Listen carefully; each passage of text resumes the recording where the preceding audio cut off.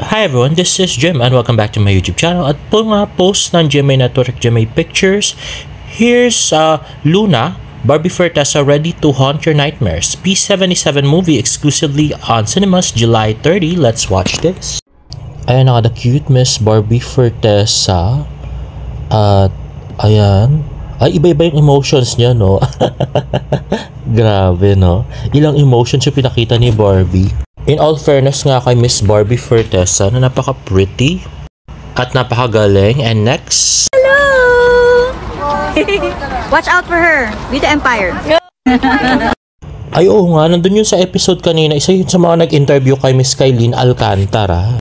At next nga ay tanong ng Pep kung naka-move on na raw si Barbie. Let's watch this.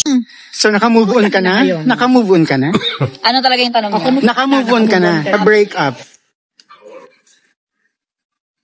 Okay. So, parang ibang Barbie to. Although, hindi ka pa rin naman kontrabida, walang ganon, pero parang ibang atake, ibang ano po ito,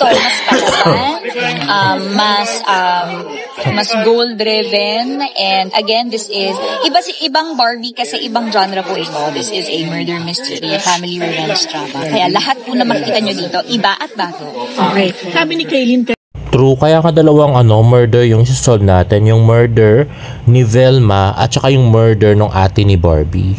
kanina, parang advice daw nila pa sa inyo. Ano ba yun? Parang choose yourself.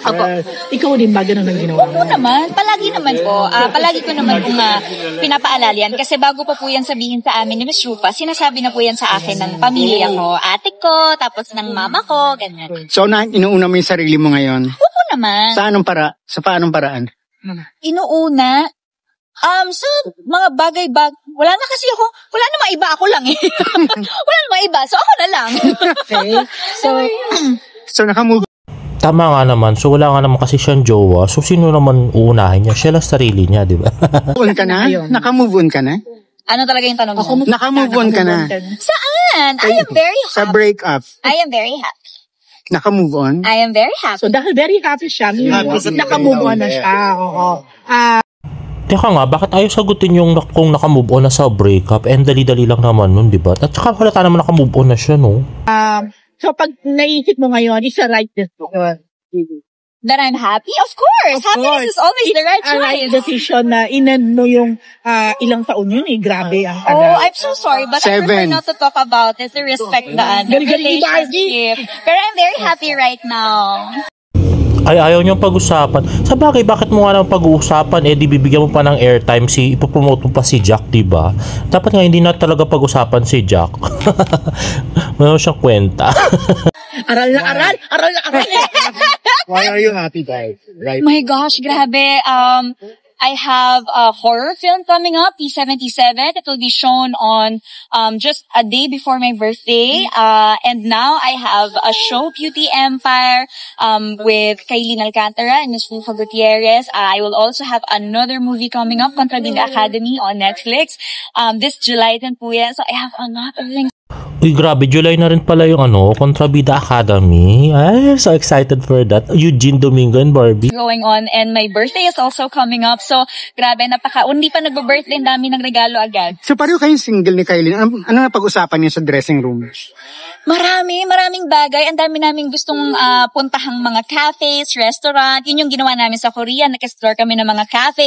Nagpunta kami sa isang parang cafe na nakita namin sa Myeongdong. Tsaka ang unang-una ko talagang hinanap pagdating ko sa Korea, si Kailin, kasi nagsamgyupsal talaga kami sa Myeongdong. Teka, hindi ba sila sabay umalis ni Kailin nung papunta sa South Korea? Bakit kailangan niyang hanapin, di ba? Love life, sige, pinag-isapan. Kayo dalaw. Since pareho din kayo mga... Of course, we talk about love life because we love our life. Hindi, of course, yung mga...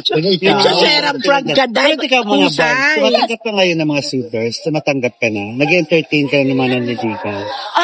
Honestly, wala po talaga. Tuloy metodo yun, totoo yun. Wala etches yun. Wala po, wala naliligaw. Ganon, walang nanliligaw. So, si David, hindi nanligaw? Hala? Ang gulo. So, ewan ko. Open.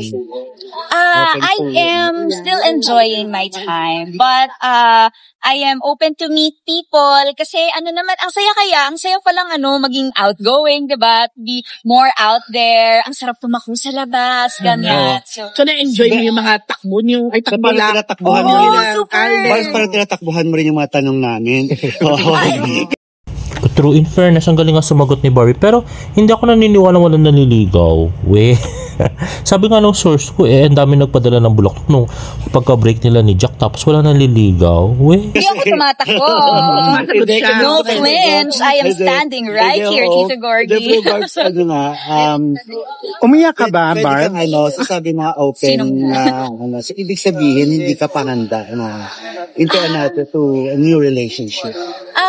Siguro po dahil marami lang din po talagang ginagawa pa rin ngayon. Siguro when I have more time to think about it, and syempre para hindi rin ako maging selfish when I have more time to spend, diba? Why not? Pag naalala So, sinasabi ni Barbie, ayaw niya muna mag-jowa dahil masyado siya maraming ginagawa.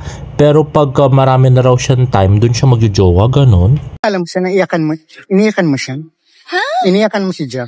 Marami akong iniiyakan. Nakita niyo yung eksena namin kanina. Hindi. Nakita ko yung kapatid ko. Ilang beses akong umiyak. Pati yung nanay ko, nung nalaman ko na meron siyang dementia. Nanghinayang ka? Iyak din ako. Nanghinayang ka? Sa relasyon niyo? Happy nga siya. Nanghinayang ako na sana nabigay ko pa yung best ko dun sa eksena. Kasi parang hindi pa ako masyadong happy. Grabe. Hindi sinagot yung kung naiyak ba siya kay Jack at saka kung nanghinayang siya sa relasyon nila ni Jack. talagang ang gusto niyang pag-usapan yung sa eksena niya sa Beauty Empire, hindi tungkol doon kay Jack. Ko pa sana. Are you willing to work with him again, if ever?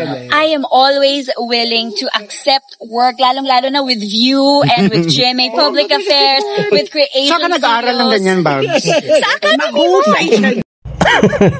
Diba? Sinagot niya nga naman yung mga tanong, kaya lang hindi niya hindi yun yung sagot na hinahanap natin, diba? Ganun lang yun. Yan. Sa academy. Barbs, last na lang, sabi ni Rufa Napanindigan niya kasi. yan. Sabi ko, So, based from the interview, mukhang ayaw pang pag-usapan ni Barbie Fortesa tungkol doon sa breakup. At ayaw niyang pag-usapan si Jack. At with regards to naman to her love life, nag-i-enjoy siyang pagiging single. Pero, nagtataka ko doon sa sinabi niyang wala nanliligaw. Hindi ako talaga naniniwala doon. So, kaya pala si David ay nagpunta na ng Australia. Ganun ba yun? Charot. And this is a video by Kuya Niel Serrano. Eyes here. 1, 2.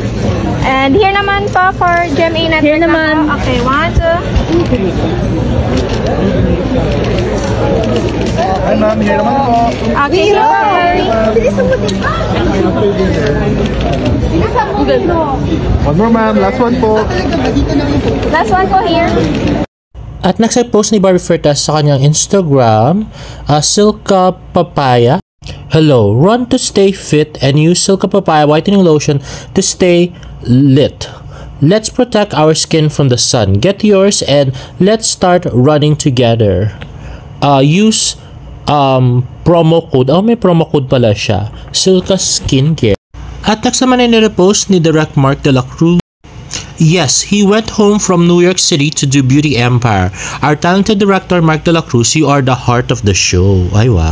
Super ganda naman kasi talaga ng Beauty Empire. I like the show. And another Instagram story by Direct Mark de la Cruz. Masaya ako sa kanyang pagbabalik sa pagdidirect. Our director, sabi nga ni Miss Garlic, ang puso ng Beauty Empire, Mark de la Cruz. This is it, Direct. At next ay Facebook post ni Rainiel Serrano. Sobrang liit ko sa tabi ni Miss Rufa Gutierrez. Napakabait. Napag-TikTok niya si Miss Rufa, no? Let's watch this. Grabe nga, ang tangkad ni Miss Rufa, no? Tapos nag-high heels pa siya. Diba? Yan palang yung tama. And there you have it, guys. If you like this video, please give it a thumbs up and please subscribe to my YouTube channel for more bird updates. See you on my next vlog. Bye!